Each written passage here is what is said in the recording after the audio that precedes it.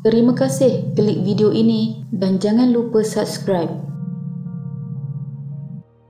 Sepanjang membesar di Malaysia, sejak kecil kita sudah mengetahui kisah kehebatan Kesultanan Melaka. Namun tidak ramai di antara kita yang mengetahui kisah mengapa kini Melaka tidak bersultan, tidak seperti negeri-negeri yang lain. Sedangkan kisah sultan telah dipalu di gegendang telinga kita bahawa sultan yang hebat dan megah datangnya dari Melaka. Pada sekitar tahun 2013, seorang lelaki merupakan ahli perniagaan Nurjan Tuah berusia 56 tahun ketika kejadian telah mengaku dirinya adalah Sultan Melaka mengadakan majlis penganugerahan pingat, bintang dan darjah kebesaran yang tidak diiktiraf kepada 4 lelaki berusia 35 hingga 66 tahun. Kesalahan dilakukan di Eva Mosa Resort Melaka sekitar 10 malam 28 Disember 2013. Nurjan telah didakwa di mahkamah atas kesalahan berhubung 4 pertuduhan menipu dan menyamar sebagai Sultan Melaka, tetapi Mahkamah Tinggi telah membebaskannya pada April 2019 selepas pendakwaan gagal membuktikan kes terhadap Nurjan.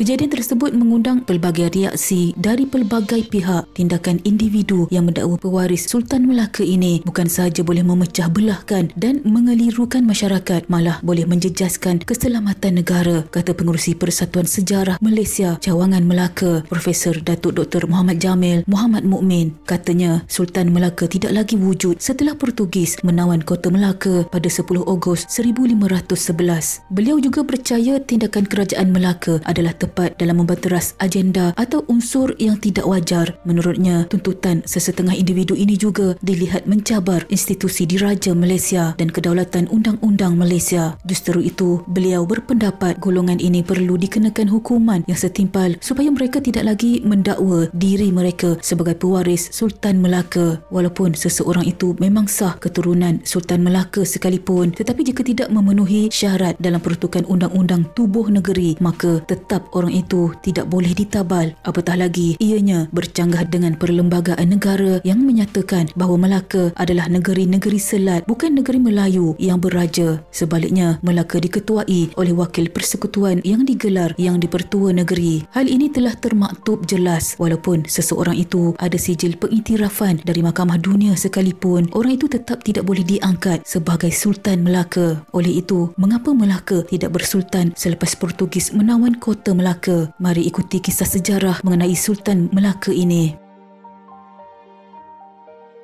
Melaka bermula dengan pengasasan Kesultanan Melaka oleh Parameswara, seorang bangsawan Sriwijaya dari Palembang pada tahun antara 1400 hingga 1403.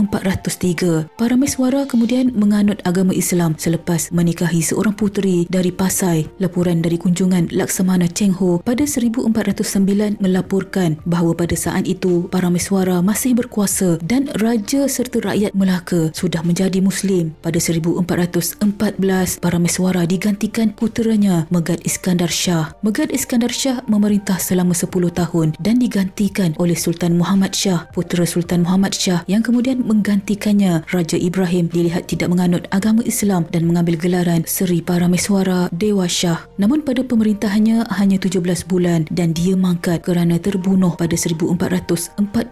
Masyarakat Melaka menggelarnya Sultan Abu Syahid. Saudara seayahnya Raja Kasim kemudian menggantikannya dengan gelaran Sultan Muzaffar Shah. Di bawah pemerintahan Sultan Muzaffar Shah, Melaka melakukan perluasan kawasan di semenanjung Tanah Melayu dan pantai timur Sumatera iaitu Kampar dan Inderagiri. Ini memancing kemarahan Siam yang menganggap Melaka sebagai bawahan Kedah yang pada masa itu menjadi jajahan Siam. Namun serangan Siam pada 1455 dan 1456 dapat dipatahkan oleh Melaka. Di bawah pemerintahan raja berikutnya yang naik takhta pada tahun 1459, Sultan Mansur Shah, Melaka menyerbu Kedah dan Pahang dan menjadikannya negeri jajahan. Di bawah sultan yang sama, Johor, Jambi dan Siak juga takluk. Dengan demikian, Melaka mengendalikan sepenuhnya kedua pesisir yang mengapit Selat Melaka. Sultan Mansur Shah berkuasa sehingga baginda mangkat pada 1477.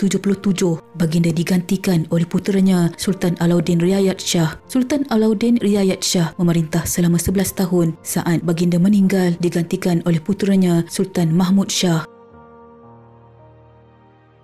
Melaka dulu negerinya besar bukan seperti saiz Melaka kini. Hampir keseluruhan semenanjung Tanah Melayu dan sebahagian Sumatera serta Kepulauan Riau adalah kerajaan Melaka suatu ketika dahulu. Portugis hanya menguasai kawasan sekitar Pelabuhan Melaka yang menjadi pusat pemerintahan Sultan Mahmud pada ketika itu sahaja. Kawasan yang dipanggil Kota Melaka itu bukanlah mewakili seluruh wilayah besar kerajaan Melaka. Ketika Portugis menyerang Melaka, Sultan Mahmud terpaksa membuat serangan balas sambil berundur hinggalah baginda sampai di Pagoh, iaitu kini sebahagian dari negeri Johor, untuk bersemayam di sana. Sultan Mahmud melantik puteranya Sultan Ahmad sebagai Sultan Melaka untuk mengambil semula Melaka dari Portugis. Namun Sultan Ahmad gagal menjalankan tugas tersebut, lalu Sultan Mahmud membunuh puteranya itu pada tahun 1513. Sultan Mahmud terus berundur ke selatan sehinggalah tiba di Kampar, Riau, Sumatera, iaitu kini sebahagian dari negara Indonesia pada tahun 1526. Pada tahun 1528, Sultan Mahmud mangkat di Kampar, namun dua orang puteranya mewarisi pemerintahan di sakibaki wilayah baginda. Sultan Alauddin Riayat Shah mengasaskan Kesultanan Johor, manakala Sultan Muzaffar Shah mengasaskan Kesultanan Perak. Kini zuriat Sultan Melaka yang masih wujud hanya dari keturunan Kesultanan Perak. Kerana itulah Kesultanan Perak menjadi penyimpan kepada keris Tamingsari dan Cura Simanja kini. Manakala dari keturunan Kesultanan Johor telah terhenti. Kesultanan Johor kini adalah keturunan Temenggung. Memang ada cubaan mengambil semula Melaka dari tangan Portugis seperti yang dilakukan oleh Kesultanan Johor dan Aceh dalam Perang Tiga Segi. Namun mereka tidak berjaya menerobos kota Formosa. Melaka tetap dikuasai oleh Portugis. Yang berjaya mengalahkan Portugis bagi mengambil Melaka adalah Belanda, iaitu pada tahun 1641. Johor yang mahu memenangi Perang Tiga Segi ini meminta bantuan Belanda, iaitu salah satu kuasa besar Eropah, untuk bekerjasama melawan Portugis. Tetapi setelah menang, Belanda mungkir janji apabila Melaka tidak diserahkan kepada Johor. Sebaliknya, Belanda yang menguasai. Pada tahun 1824, Belanda dan British membuat perjanjian untuk membahagi kawasan di pemerintahan, di mana kawasan Malaysia kini di bawah taklukan British, manakala kawasan Indonesia kini di bawah taklukan Belanda. Melaka dijadikan negeri-negeri selat yang diperintah British melalui Syarikat Hindia Timur Inggeris mula pada tahun 1826. Kemudian pada tahun 1867, Syarikat Hindia Timur Inggeris menyerahkan pemerintahan negeri-negeri selat terus ke bawah Ratu England selaku koloni mahkota British. Melaka selaku negeri-negeri selat diperintah oleh seorang gubernur, iaitu pemerintah tertinggi di Melaka. Pemerintahan gubernur di Melaka berterusan sehinggalah ke zaman Malayan Union. Negeri-negeri selat bersama negeri Melayu tidak bersekutu dan negeri Melayu bersekutu membentuk Persekutuan Tanah Melayu. Negeri Melayu tidak bersekutu dan negeri Melayu bersekutu memiliki sultan masing-masing. Namun negeri-negeri selat tidak memiliki sultan, sebaliknya gubernur. Setelah Persekutuan Tanah Melayu mencapai kemerdekaan, Perlembagaan Negara menyatakan Melaka selaku negeri-negeri selat ditadbir oleh Wakil Persekutuan selaku ketua dan pemerintah bagi negeri Melaka yang dikenali sebagai Yang di-Pertua Negeri atau dahulunya disebut Gubernur. Yang di-Pertua Negeri Melaka dilantik oleh Yang di-Pertuan Agong setelah mendapat nasihat daripada Ketua Menteri Melaka sebagaimana Perlembagaan Negeri Melaka. Yang di-Pertua Negeri merupakan ahli Majlis Raja-Raja. Yang di-Pertua Negeri di negeri-negeri selat menjalankan fungsi yang sama dengan sultan-sultan di negeri Melayu tidak bersekutu atau negeri Melayu bersekutu. Bahkan yang di-Pertua Negeri, negeri-negeri selat boleh memberi pingat kebesaran seperti mana yang dilakukan oleh sultan-sultan negeri lain. Namun yang di-Pertua Negeri tidak boleh mengundi untuk memilih Yang di-Pertuan Agong dan tidak boleh mempengerusikan mesyuarat Majlis Raja-Raja. Ini kerana kedudukan Yang di-Pertua Negeri di negeri-negeri selat tidak sama dengan kedudukan para sultan walaupun mereka semua ahli Majlis Raja-Raja. Kerana itulah ketua negeri di negeri-negeri selat digelar Yang di-Pertua, bukannya Yang di-Pertuan. Panggilan Yang di-Pertua negeri-negeri selat pula adalah Tuan yang terutama, bukannya Duli Yang Maha Mulia atau Duli yang teramat mulia. Mereka yang bertaraf Yang di-Pertuan adalah seperti raja-raja negeri Melayu. Kebanyakan raja di negeri Melayu digelar Sultan, kecuali Perlis digelar Raja dan Negeri Sembilan digelar Yang di-Pertuan Besar atau dahulunya Yang Tuan Besar. Antara yang lain juga